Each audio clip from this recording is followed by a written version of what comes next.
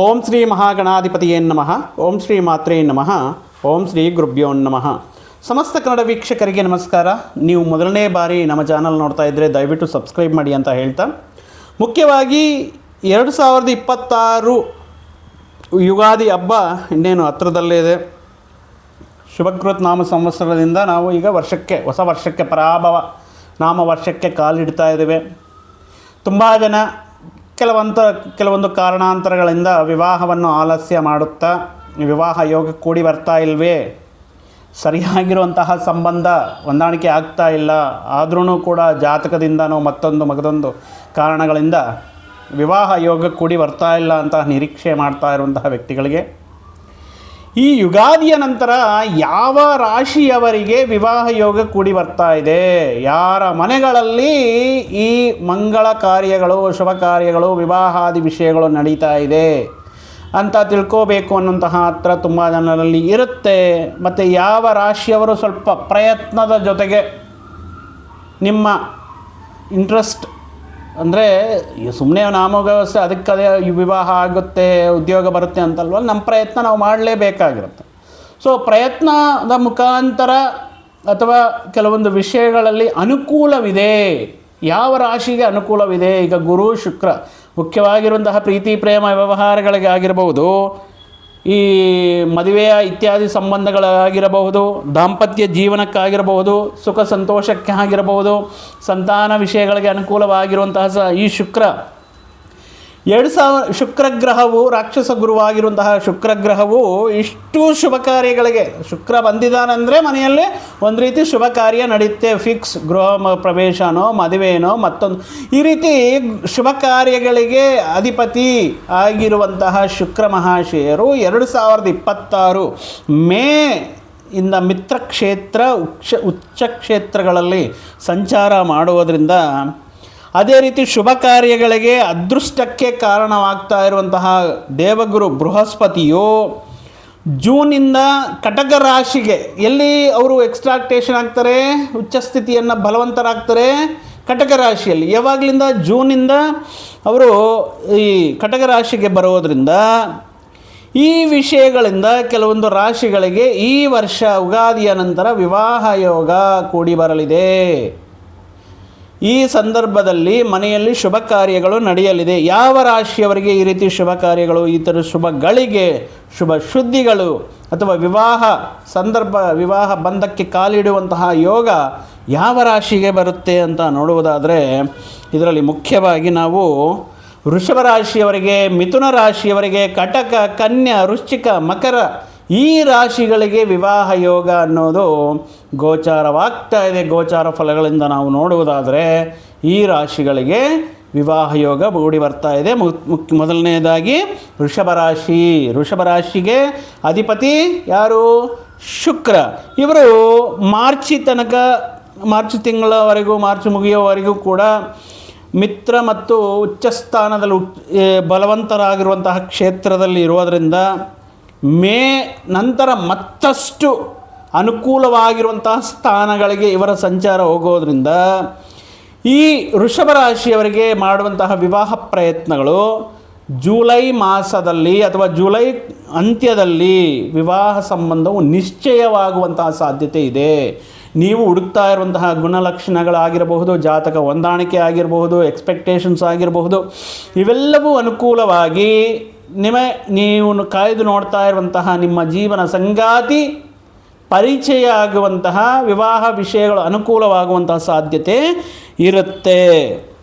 ಅಂದರೆ ಸುಮ್ಮನೆ ಮನೆಯಲ್ಲಿ ಕೂತ್ಕೊಂಡ್ರೆ ಆಗಲ್ಲ, ಇದಕ್ಕೆ ಸ್ವಲ್ಪ ನಿಮ್ಮ ಆಗಿರುವಂತಹ ಪ್ರಯತ್ನ ಅನ್ನೋದು ಈ ವಿಷಯಗಳಲ್ಲಿ ಸಂಬಂಧಗಳನ್ನು ತಗೊಂಡು ಬರುವಂತಹ ಅವಕಾಶ ಇದೆ. ಇನ್ನು ಪ್ರೀತಿ ಪ್ರೇಮ ವ್ಯವಹಾರಗಳಲ್ಲಿರುವಂತಹ ವ್ಯಕ್ತಿಗಳು ಕೂಡ ವೃಷಭ ರಾಶಿಯವರು ಈ ವರ್ಷದಲ್ಲಿ ಹೊಸ ಯುಗಾದಿಯ ನಂತರ ತಮ್ಮ ಪ್ರೀತಿ ಸಂಬಂಧಗಳನ್ನು ಮತ್ತೊಂದು ಹಂತಕ್ಕೆ ಕರೆದೊಯ್ಯೋದಕ್ಕೆ ಅನುಕೂಲವಾಗಿರುತ್ತೆ. ದಂಪತಿಗಳ ರಾಶಿ, ಕಪಲ್ಸ್ ರಾಶಿ ಜಮಿನಿ, ಮಿಥುನ ರಾಶಿಯವರು ನೋಡಿ, ಮಿಥುನ ರಾಶಿಯವರಿಗೂ ಕೂಡ ಈ ವರ್ಷ ಯುಗಾದಿಯ ನಂತರ ಅತ್ಯಂತ ಶುಭನಾಗಿರುವಂತಹ ಶುಕ್ರ ಈ ಪರ್ಟಿಕ್ಯುಲರ್ ರಾಶಿಯವರಿಗೆ, ಅದರಲ್ಲೂ ಕೂಡ ಜೂನಿಂದ ದೇವಗುರು ಬೃಹಸ್ಪತಿ ಕುಟುಂಬ ಧನಸ್ಥಾನದಲ್ಲಿ ಆಗಿರುವಂತಹ ಕಟಕ ರಾಶಿಯಲ್ಲಿ ಇವರಿಗೆ ಉಚ್ಚ ಸ್ಥಿತಿಯನ್ನು ಅಂದರೆ ಪರ್ಟಿಕ್ಯುಲರ್ ಆಗಿ ಎಕ್ಸಾಲ್ಟೇಷನ್ ಆಗ್ತಾ ಇರುವಂತಹ ಬಲವಂತನಾಗ್ತಾ ಇರುವಂತಹ ಕಾರಣದಿಂದ ಈ ವರ್ಷ ಮಿಥುನ ರಾಶಿಯವರಿಗೆ ಮದುವೆ ವಿವಾಹ ಯೋಗ ಅನ್ನೋದು ಕೂಡಿ ಬರುತ್ತೆ. ಅಂದರೆ ಈ ಮಿಥುನ ರಾಶಿಯವರಿಗೆ ಯಾವ ಕಡೆಯಿಂದ ಬರುತ್ತೆ ಅಂದರೆ ಸ್ವಂತ ಬಂಧು ಪರಿಚಯಸ್ಥರಿರುವಂತಹ ಕುಟುಂಬಗಳಿಂದ ಆಗಿರಬಹುದು, ಬಂಧು ವರ್ಗದಿಂದ ಆಗಿರಬಹುದು, ಸ್ವಲ್ಪ ಪ್ರಯತ್ನದ ಮುಖಾಂತರ ವಿವಾಹ ನಿಶ್ಚಯವಾಗುವುದಕ್ಕೆ ಗೋಚಾರ ಅನ್ನೋದು ಇದೆ. ಇನ್ನು ಉದ್ಯೋಗ ಮಾಡ್ತಾ ಇರುವಂತಹ ಹೊಸದಾಗಿ ಉದ್ಯೋಗಕ್ಕೆ ಜಾಯಿನ್ ಆಗಿ ಯಾವುದಾದ್ರೂ ಉದ್ಯೋಗದಲ್ಲಿ ಮಾಡ್ತಾ ಇರುವಂತಹ ಯುವತಿ ಯುವಕರಿಗೆ ಹೊಸದಾಗಿ ಅವರ ಕಲೀಗ್ ಸಹ ಉದ್ಯೋಗಿಯ ಜೊತೆ ಈ ಪರಿಚಯ ಫ್ರೆಂಡ್ಶಿಪ್ ಮತ್ತೊಂದು ಹಂತಕ್ಕೆ ತಲುಪಿ ಈ ರೀತಿ ಪ್ರೀತಿ ಪ್ರೇಮ ವ್ಯವಹಾರಗಳ ಮುಖಾಂತರ ಕೂಡ ಮಿಥುನ ರಾಶಿಯವರಿಗೆ ವಿವಾಹ ಯೋಗ ಅನ್ನೋದು ಈ ಹೊಸ ವರ್ಷ ಯುಗಾದಿ ವರ್ಷದಲ್ಲಿ ನಾವು ನೋಡಬಹುದು.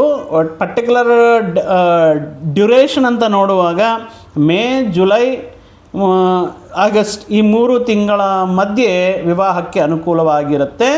ಈ ಸಂದರ್ಭಗಳಲ್ಲಿ ಗೋಚಾರದಿಂದ ಹೇಳಿರುವಂತಹ ಫಲಗಳಾಗಿರುತ್ತೆ. ಅದಕ್ಕೆ ನೀವು ನಿಮ್ಮ ಪರ್ಟಿಕ್ಯುಲರ್ ಜಾತಕದಲ್ಲಿ ಡಿಲೇ ಆಗ್ತಾ ಇದೆ, ಯಾಕಿನ್ನೂ ಆಗ್ತಾ ಇಲ್ಲ ಅನ್ನುವಂಥ ಸಂದರ್ಭಗಳಲ್ಲಿ ಒಮ್ಮೆ ನಿಮ್ಮ ಜಾತಕವನ್ನು ಪರಿಶೀಲನೆ ಮಾಡಿಸೋದು ಉತ್ತಮ. ಯಾಕಂದರೆ ಸಪ್ತಮ ಸ್ಥಾನದಲ್ಲಿ ಅಥವಾ ಕುಜದೋಷ ಇರುವಂತಹ ಸಂದರ್ಭಗಳಲ್ಲಿ ವಿವಾಹ ವಿಳಂಬ ಆಗೋದು, ಅಥವಾ ಕಾಲಸರ್ಪ ಇರುವಂತಹ ಸಂದರ್ಭಗಳಲ್ಲಿ ವಿವಾಹ ವಿಳಂಬ ಆಗೋದು, ಅಥವಾ ಈಗ ನಡೀತಾ ಇರುವಂತಹ ದಶಾಭುಕ್ತಿ ಅಂತರ್ದಶೆಗಳಲ್ಲಿ ನಿಮ್ಮ ವಿವಾಹಕ್ಕೆ ಅನುಕೂಲ ಇಲ್ಲ ಮತ್ತು ಯಾವ ರೆಮಿಡಿಗಳು ಮಾಡಬೇಕು ಅನ್ನೋದಕ್ಕೆ ನೀವು ಒಮ್ಮೆ ನಿಮ್ಮ ಪರ್ಸನಲ್ ಚಾರ್ಟ್ ಅಂದರೆ ನಿಮ್ಮ ವೈಯಕ್ತಿಕ ಜಾತಕವನ್ನು ಅನುಭವಸ್ಥರಾಗಿರುವಂತಹ ಜ್ಯೋತಿಷ್ಯರ ಮುಖಾಂತರ ಪರಿಶೀಲನೆ ಮಾಡಿಸಿ ಮುಂದಕ್ಕೆ ಹೋಗೋದು ಕೂಡ ಉತ್ತಮ. ಇದು ಗೋಚಾರದಿಂದ ನೋಡುವಾಗ ಮಿಥುನ ರಾಶಿಯವರಿಗೆ ಜೂನ್, ಜುಲೈ ಅಥವಾ ಆಗಸ್ಟ್ ಮಾಸಗಳಲ್ಲಿ ವಿವಾಹ ನಿಶ್ಚಯವಾಗುವಂತಹ ಸಾಧ್ಯತೆಯೂ ಇರುತ್ತೆ. ಇನ್ನು ಕಟಕ ರಾಶಿಯವರಿಗೆ ರಾಶಿಗೆ ಗುರು ಆಗಮನ ನೋಡಿ, ರಾಶಿಯಲ್ಲೇ ಗುರು ಬರ್ತಾ ಇದ್ದಾರೆ ಜೂನಿಂದ. ಈ ಜುಲೈ ಆದ ಮೇಲೆ ಸಾಂಪ್ರದಾಯಬದ್ಧವಾಗಿ ಕಟಕ ರಾಶಿಯವರಿಗೆ ತುಂಬ ಟ್ರೆಡಿಷ್ನಲಾಗಿ ಅದ್ಧೂರಿಯಾಗಿ ಸಾಂಪ್ರದಾಯಬದ್ಧವಾಗಿ ಅರೇಂಜ್ಡ್ ಮ್ಯಾರೇಜ್ ಅಥವಾ ಲವ್ ಮಾಡ್ಕೊಂಡಿದ್ದರೆ ಆ ಕಡೆ ಈ ಕಡೆ ಎಲ್ಲ ಎರಡೂ ಮನೆಗಳಲ್ಲಿ ಒಪ್ಪಿಸಿ ಆ ಮದುವೆಯನ್ನು ಅದ್ಧೂರಿಯಾಗಿ ನಮ್ಮ ಆಚಾರಗಳಿಗೆ ತಕ್ಕಂತೆ ಮಾಡಿಕೊಳ್ಳುವಂಥ ಅವಕಾಶ ಇದೆ. ತುಂಬ ಅನುಕೂಲವಾಗಿರುವಂತಹ ಸಮಯ ಕಟಕ ರಾಶಿಯವರಿಗೆ ಮದುವೆ ಯೋಗ ಅಥವಾ ವಿವಾಹ ಪ್ರಯತ್ನಗಳಿಗಂತ ಹೇಳ್ಬೋದು. ಇನ್ನು ದೇವಗುರು ಬೃಹಸ್ಪತಿಯೂ ಅಷ್ಟೇ ಜೂನ್ ತಿಂಗಳಿಂದ ಕಟಕ ರಾಶಿಯಲ್ಲಿ ಬಲವಂತನಾಗ್ತಾ ಇರುವಂತಹ ಕಾರಣದಿಂದ ಜುಲೈ ಮತ್ತು ಅಕ್ಟೋಬರ್ ನಡುವೆ ಇವರಿಗೆ ವಿವಾಹ ಆಗುವಂತಹ ಗೋಚಾರ ಫಲಗಳು ಅಥವಾ ವಿವಾಹ ಆಗುವಂತಹ ಲಕ್ಷಣಗಳು ಸೂಚನೆಗಳು ಗೋಚಾರವಾಗ್ತಾ ಇದೆ. ಇನ್ನು ಈ ಕಟಕ ರಾಶಿಯವರು ಪರ್ಟಿಕ್ಯುಲರಾಗಿ ಪ್ರೀತಿ ಪ್ರೇಮ ವ್ಯವಹಾರಗಳಂತ ನೋಡಿದಾಗ ತಮ್ಮದೇ ಆಗಿರುವಂತಹ ಯಾವುದಾದ್ರೂ ಒಂದು ಫ್ಯಾಮಿಲಿ ಈವೆಂಟಲ್ಲೋ ಮ್ಯಾರೇಜ್ ಈವೆಂಟಲ್ಲೋ ತಮ್ಮ ಬಂಧು ವರ್ಗದಲ್ಲೇ ತಮ್ಮ ರಿಲೇಷನ್ಶಿಪ್ಪಲ್ಲೇ ಇರುವಂತಹ ವ್ಯಕ್ತಿಯ ಜೊತೆ ಪ್ರೀತಿ ಪ್ರೇಮ ವ್ಯವಹಾರಗಳು ಪರಿಚಯಗಳಾಗಿ ಆ ವ್ಯಕ್ತಿಯ ಜೊತೆ ವಿವಾಹಕ್ಕೆ ಆಗುವುದಕ್ಕೂ ಕೂಡ ಅವಕಾಶಗಳು ಕಟಕ ರಾಶಿಯವರಿಗೆ ಈ ಯುಗಾದಿಯ ನಂತರ ನಿರೀಕ್ಷೆ ಮಾಡಬಹುದು. ಮತ್ತೊಂದು ರಾಶಿ ಕನ್ಯಾ ರಾಶಿ ಜಾತಕರಿಗೆ ಅತ್ಯಂತ ಶುಭಕಾರಕನಾಗಿರುವಂತಹ ಶುಕ್ರ ಅನುಕೂಲ ಸ್ಥಾನಗಳಲ್ಲಿ ಸಂಚಾರ ಮಾಡ್ತಾ ಇರುವಂತಹ ಕಾರಣದಿಂದ ಇವರಿಗೆ ಜುಲೈ ಆದ ಮೇಲೆ ಯುಗಾದಿಯ ನಂತರ ಜುಲೈ ಆದ ಮೇಲೆ ವಿವಾಹಕ್ಕೆ ಅನುಕೂಲವಾಗಿದೆ. ವಿವಾಹಕ ಗಳಿಗೆಗೆ ಶುಭ ಗಳಿಗೆ ಇವರ ಮನೆಗಳಲ್ಲಿ ಇವರ ಜೀವನದಲ್ಲಿ ನಡೆಯೋದಕ್ಕೆ ಸಾಧ್ಯ ಇದೆ. ಕನ್ಯಾ ರಾಶಿ ಅಂತ ನೋಡಿದಾಗ ಮುಖ್ಯವಾಗಿ ನೀವು ಇನ್ ಕೇಸ್ ಏನಾದರೂ ಫಾರಿನ್ ಮ್ಯಾಚಸ್ ನೋಡ್ತಾ ಇದ್ದರೆ, ವಿದೇಶಗಳಲ್ಲಿ ಸ್ಥಿರವಾಗಿರುವಂತಹ ವ್ಯಕ್ತಿಯ ಜೊತೆ, ವಿದೇಶಗಳಲ್ಲಿ ಉದ್ಯೋಗ ಮಾಡ್ತಾ ಇರುವಂತಹ ವ್ಯಕ್ತಿಯ ಜೊತೆ ಫಾರಿನ್ ಮ್ಯಾಚಸ್ ನೋಡ್ತಾ ಇದ್ದರೆ ಅಂತಹ ವ್ಯಕ್ತಿಯ ಜೊತೆ ಮದುವೆ ಆಗಲಿಕ್ಕೆ ಚಾನ್ಸಸ್ ಇದೆ. ಅದು ನಿಮ್ಮ ಪರ್ಸ್ನಲ್ ಚಾರ್ಟಲ್ಲಿ ಈ ರಾಹುವಿನ ಅಥವಾ ಶುಕ್ರನ ಸ್ಥಿತಿಯ ಮೇಲೆ ಆಧಾರವಾಗಿರುತ್ತೆ. ಆದ್ದರಿಂದ ಒಮ್ಮೆ ನೀವು ಪರ್ಸ್ನಲ್ ಚಾರ್ಟ್ನ ವೆರಿಫೈ ಮಾಡಿಕೊಳ್ಳಿ. ಇನ್ನು ಈ ಕನ್ಯಾ ರಾಶಿಯವರು ಕೂಡ ಆಕಸ್ಮಿಕವಾಗಿ ಏನಾಗುತ್ತೆ ಅಂದರೆ sometimes love at first sight ಅಂತ ಹೇಳ್ತಾರಲ್ಲ, ಆ ರೀತಿ ಆಕಸ್ಮಿಕವಾಗಿ ಯಾದೃಚ್ಛಿಕವಾಗಿ ಇವರ ಜೀವನ ಸಂಗಾತಿಯನ್ನು ಮೀಟ್ ಮಾಡುವಂತಹ ಅವಕಾಶಗಳು ಈ ವರ್ಷದಲ್ಲಿ ನೀವು ನೋಡಬಹುದು. ಅಂತಹ ವ್ಯಕ್ತಿಯ ಜೊತೆ ಪರಿಚಯವೂ ಕೂಡ ಇರುತ್ತೆ. ಅದು ಕೂಡ ಅಕ್ಟೋಬರ್ ನವಂಬರ್ ಮಾಸಗಳಲ್ಲಿ ಈ ಪ್ರೀತಿ ಪ್ರೇಮ ವ್ಯವಹಾರಗಳು ಅವೆಲ್ಲ ಸ್ವಲ್ಪ ಅನುಕೂಲವಾಗಿ ಅದು ಮದುವೆಯ ಹಂತಕ್ಕೆ ತಲುಪೋದಕ್ಕೆ ಚಾನ್ಸಸ್ ಇದೆ. ಇನ್ನು ಮತ್ತೊಂದು ರಾಶಿ ವೃಶ್ಚಿಕ ರಾಶಿ ಜಾತಕರಿಗೆ ಈ ಸಪ್ತಮಾಧಿಪತಿಯಾಗಿರುವಂತಹ ರಾಶಿಗೆ ಸಪ್ತಮಾಧಿಪತಿಯಾಗಿರುವಂತಹ ಶುಕ್ರ ಮಿತ್ರ ಮತ್ತು ಉಚ್ಚ ಕ್ಷೇತ್ರದಲ್ಲಿ ಇರುವಂತಹ ಸಂದರ್ಭದಲ್ಲಿ ನೋಡುವಂತಹ ಸಂದರ್ಭಗಳಲ್ಲಿ ಈ ವರ್ಷ ಆಲ್ರೆಡಿ ವೃಶ್ಚಿಕ ರಾಶಿಯವರಿಗೆ ಫೆಬ್ರವರಿಯಿಂದಾನೇ ಆಲ್ರೆಡಿ ಸ್ಟಾರ್ಟ್ ಆಗಿಬಿಟ್ಟಿದೆ. ನಾವು ಯುಗಾದಿವರೆಗೂ ಕಾಯಬೇಕಂದ್ರೆ ಆಲ್ಮೋಸ್ಟ್ ಫೆಬ್ರವರಿಯಿಂದಾನೇ ಇವರಿಗೆ ಮ್ಯಾರೇಜಸ್ಸು ನೋಡ್ತಾ ಇದ್ದಾರೆ, ಸೆಟ್ ಆಗ್ತಾ ಇದೆ. ಆದ್ರೂ ಕೂಡ ಜೂನ್ ಆದಮೇಲೆ ಖಂಡಿತ ಇನ್ ಕೇಸ್ ಏನಾದರೂ ಫೆಬ್ರವರಿ ಮಾರ್ಚಲ್ಲಿ ಎಂಗೇಜ್ಮೆಂಟ್ ಮಾಡಿಕೊಂಡು ಮಾತುಕತೆ ಮುಗಿಸಿದರೆ ಜೂನ್ ಆದಮೇಲೆ ವಿವಾಹಕ್ಕೆ ಅನುಕೂಲವಾಗಿದೆ. ಇನ್ನು ಇಲ್ಲ ನಮ್ಗೆ ಯಾವುದೇ ರೀತಿ ಕೂಡಿ ಬರ್ತಾ ಇಲ್ಲ ಅಂದ್ರೂ ಕೂಡ ಡಿಸೆಂಬರ್ ಒಳಗಡೆ ಈ ಮದುವೆಗೆ ವಿವಾಹಕ್ಕೆ ಸಂಬಂಧಪಟ್ಟಿರುವಂತಹ ಕೆಲವೊಂದು ಶುಭ ಸುದ್ದಿಗಳನ್ನು ಕೇಳುವಂಥ ಅವಕಾಶ ಗೋಚಾರ ಫಲಗಳಿಂದ ವೃಶ್ಚಿಕ ರಾಶಿಯವರು ನಿರೀಕ್ಷೆ ಮಾಡಬಹುದು. ಇನ್ನು ಇವರಿಗೆ ಯಾವ ರೀತಿ ಸಂಗಾತಿ ಎಲ್ಲಿಂದ ಅಂದರೆ ಸಾಧಾರಣವಾಗಿ ಇವರಿಗೆ ಹೊಸ ಪರಿಚಯ, ದೂರ ಪ್ರಾಂತಗಳಲ್ಲಿ ಸೆಟ್ಲ್ ಆಗಿರುವಂತಹ ವ್ಯಕ್ತಿಗಳು ಅಥವಾ ನಿಮ್ಮ ಕುಟುಂಬಕ್ಕೆ ನಿಮ್ಮ ಸಂಬಂಧಕ್ಕೆ ಹೊಸ ಸಂಬಂಧಗಳಿಂದ ಬರುವಂತಹ ಮಧ್ಯವರ್ತಿಗಳಾಗಿರಬಹುದು ಅಥವಾ ಈ ಮ್ಯಾಟ್ರಿಮೋನಿಯಲ್ ಸೈಟ್ಸ್ ಆಗಿರಬಹುದು. ಇಂತಹ ವ್ಯಕ್ತಿಗಳಿಂದ ಹೊಸ ಪರಿಚಯಗಳು, ಹೊಸ ಕುಟುಂಬಗಳಿಂದ ಬರುವಂತಹ ಸಾಧ್ಯತೆಯೂ ಇರುತ್ತೆ. ಇನ್ನು ಪ್ರೀತಿ ಪ್ರೇಮ ವ್ಯವಹಾರಗಳಲ್ಲಿ ಅನುಕೂಲತೆ ಇದೆ. ವ್ಯಕ್ತಿಗಳು ಕೂಡ ನೀವು ಸುಮ್ಮನೆ ಪ್ರೀತಿ ಪ್ರೇಮ ವ್ಯವಹಾರಗಳು ಅಂದರೆ ಏನೋ ಅಂತ ಹೇಳಿಬಿಟ್ಟು ಲೈಟಾಗಿ ತಗೊಂಡು ಅದೇನೋ ಆದರೆ ಆಯಿತು ಹೋದರೆ ಹೋಯ್ತು, ಬಟ್ ಆ ವ್ಯಕ್ತಿಗಳ ಬಗ್ಗೆ ಹೇಳೋದಕ್ಕಿಂತ ಇಲ್ಲ ನಿಮ್ಮ ಸಂಬಂಧದಲ್ಲಿ ಒಂದು ಬಾಂಧವ್ಯ ಇದೆ, ಅದನ್ನು ಮತ್ತೊಂದು ಹಂತಕ್ಕೆ ತಲುಪಲು ಪ್ರಯತ್ನ ಮಾಡಬೇಕು ಅನ್ನುವಂತಹ ಸಂದರ್ಭದಲ್ಲಿ ನಿಮ್ಮ ಪ್ರೀತಿ ಪ್ರಣಯ ಇತ್ಯಾದಿ ವಿಷಯಗಳು ವಿವಾಹಕ್ಕೆ ದಾರಿ ಮಾಡಿಕೊಡುತ್ತೆ ಈ ವರ್ಷದಲ್ಲಿ ಯುಗಾದಿಯ ನಂತರ. ಮತ್ತೊಂದು ರಾಶಿ ಬಂದು ಮಕರ ರಾಶಿ.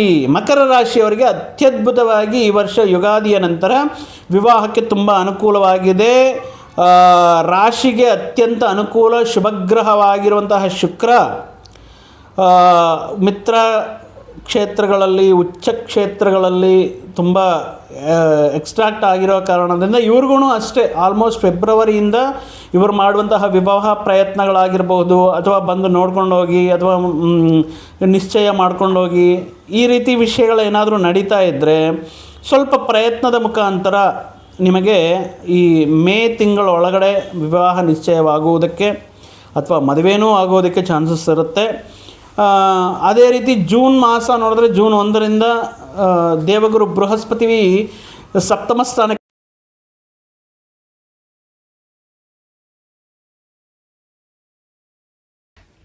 ಈ ಸಪ್ತಮ ಸ್ಥಾನಕ್ಕೆ ಗುರು ಬಂದರೆ ಇನ್ನೇನಿದೆ, ಕಳತ್ರ ಸ್ಥಾನ, ದಾಂಪತ್ಯ ಸ್ಥಾನ, ಇನ್ನು ಇದಕ್ಕಿನ್ನ. ಸೊ ಮಕರ ರಾಶಿಯವರಿಗೆ ಈ ಎಕ್ಸಲೆಂಟ್ ಆಗಿ ಮದುವೆ ಯೋಗ ಅನ್ನೋದಿದೆ. ಅದರಲ್ಲೂ ಕೂಡ ಇನ್ ಕೇಸ್ ನೀವೇನಾದರೂ ವಿದೇಶಗಳಲ್ಲಿ ಫಾರಿನ್ ಸಂಬಂಧಗಳು ನೋಡ್ತಾ ಇದ್ದರೆ ಅಥವಾ ವಿದೇಶಗಳಲ್ಲಿ ಸ್ಥಿರ ನಿವಾಸವನ್ನು ಕಂಡುಕೊಂಡಿರುವಂತಹ ವ್ಯಕ್ತಿಯ ಜೊತೆ ವಿವಾಹ ಪ್ರಯತ್ನಗಳು ಮಾಡ್ತಾ ಇದ್ದರೆ ಈ ವಿವಾಹ ನಡೆಯೋದಕ್ಕೆ ಈ ಯುಗಾದಿಯ ನಂತರ ಅದ್ಭುತವಾಗಿರುವಂತಹ ಅವಕಾಶ ಇದೆ.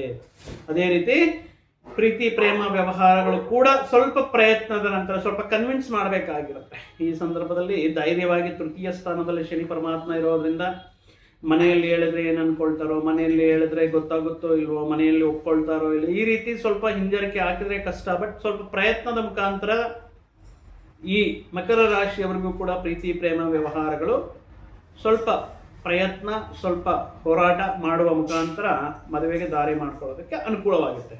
ಸೊ ನೋಡಿದ್ರಲ್ಲ, ಈ ಯುಗಾದಿಯ ನಂತರ ವಿವಾಹಕ್ಕೆ ಅನುಕೂಲವಾಗಿರುವಂತಹ ಈ ಯಾವ ರಾಶಿ ಜಾತಕರಿಗೂ, ಯಾವ ರಾಶಿಯಲ್ಲಿ ಹುಟ್ಟಿರುವಂತಹ ಜಾತಕರಿಗೆ ಅನುಕೂಲವಾಗಿದೆ. ಇದು ಗೋಚಾರದಿಂದ ಹೇಳಿರುವಂತಹ ಫಲಗಳು ಮಾತ್ರ ಆಗಿರುತ್ತೆ. ಉಳಿದಿರುವ ರಾಶಿಗಳಿಗೆ ಎಲ್ಲ ಅಂದರೆ ಖಂಡಿತ ಇರುತ್ತೆ. ಅದಕ್ಕೋಸ್ಕರ ನೀವು ನಿಮ್ಮ ವೈಯಕ್ತಿಕ ಜಾತಕವನ್ನು ಒಮ್ಮೆ ಪರಿಶೀಲನೆ ಮಾಡಿಸ್ಕೊಳ್ಳಿ. ಯಾಕೆ ಡಿಲೇ ಆಗ್ತಾ ಇದೆ, ಯಾಕೆ ಸೆಟ್ ಆಗ್ತಾ ಇಲ್ಲ, ಏನಾದರೂ ಪರಿಹಾರಗಳು ಮಾಡ್ಕೋಬೇಕನ್ನುವಂಥ ವಿಷಯಗಳನ್ನು ವೈಯಕ್ತಿಕ ವಿಶ್ಲೇಷಣೆ ಮಾಡಿಸುವಂಥ ಮುಖಾಂತರ ಕೂಡ ತಿಳ್ಕೊಬೋದು, ಪರಿಹಾರಗಳು ಮಾಡುವಂಥ ಮುಖಾಂತರ ತಿಳ್ಕೊಬೋದು. ಅಥವಾ ವಿವಾಹ ಪ್ರಯತ್ನಗಳು ಅನುಕೂಲವಾಗ್ತಾ ಇಲ್ಲ, ಏನೇ ಒಂದು ದೋಷ ಬಂದ್ರೂ ಆಗ್ತಾ ಇದೆ ಅಂದರೆ ಪ್ರತಿ ಮಂಗಳವಾರ ಕೂಡ ಸುಬ್ರಹ್ಮಣ್ಯ ಸ್ವಾಮಿ ಆರಾಧನೆಯನ್ನು ಮಾಡುವುದು. ಕೆಂಪು ಬತ್ತಿಯಿಂದ ತುಪ್ಪದ ದೀಪಾರಾಧನೆ ಮಾಡಿ ಒಂದು 11 ಪ್ರದಕ್ಷಿಣೆ ಈ ಸುಬ್ರಹ್ಮಣ್ಯ ಸ್ವಾಮಿ ದೇಗುಲ ಪ್ರದಕ್ಷಿಣೆ ಮಾಡುವುದರಿಂದ ಈ ಮದುವೆಯಲ್ಲಿ ಇರುವಂತಹ ಸಣ್ಣ ಪುಟ್ಟ ದೋಷಗಳು ಕೂಡ ಬಗೆಹರಿಯುತ್ತೆ. ಸಾಧ್ಯ ಆದರೆ ಮಂಗಳವಾರದಂದು 1/4 kg ಕೆಂಪು ತೊಗರಿಬೇಳೆ, ಮಸೂರ್ ದಾಲ್ ಅಂತ ಹೇಳ್ತೇವೆ, ಕೆಂಪು ತೊಗರಿಬೇಳೆ ಜೊತೆಗೆ ಕೆಂಪು ವಸ್ತ್ರ, ಕೆಂಪು ಫಲ ಬ್ರಾಹ್ಮಣರಿಗೆ ಸದ್ಬ್ರಾಹ್ಮಣರಿಗೆ ದಾನವಾಗಿ ನೀಡಿ ಅವರ ಆಶೀರ್ವಾದವನ್ನು ಪಡೆಯುವ ಮುಖಾಂತರ ಖಂಡಿತವಾಗಿಯೂ ನಿಮ್ಮ ಮನೆಗಳಲ್ಲಿ ವಿವಾಹ ಯೋಗ ಅಥವಾ ವಿವಾಹಕ್ಕೆ ಸಂಬಂಧಪಟ್ಟಂಥ ವಿಷಯಗಳು ಅನುಕೂಲವಾಗಿರುತ್ತೆ ಅಂತ ಹೇಳ್ತಾ ಮತ್ತೊಂದು ವಿಡಿಯೋ ಜೊತೆಗೆ ಮತ್ತೊಂದು ಆಸಕ್ತಿಕರ ವಿಷಯದ ಜೊತೆಗೆ ಮುಂದೆ ಮತ್ತೆ ಬರ್ತೀನಿ. ಅಲ್ಲಿಯವರೆಗೂ ಸರ್ವೇ ಜನಾಂ ಸುಖಿನೋ ಭವಂತು, ಸಮಸ್ತ ಸನ್ಮಂಗಳಾನಿ ಭವಂತು. ಜೈ ಶ್ರೀರಾಮ್.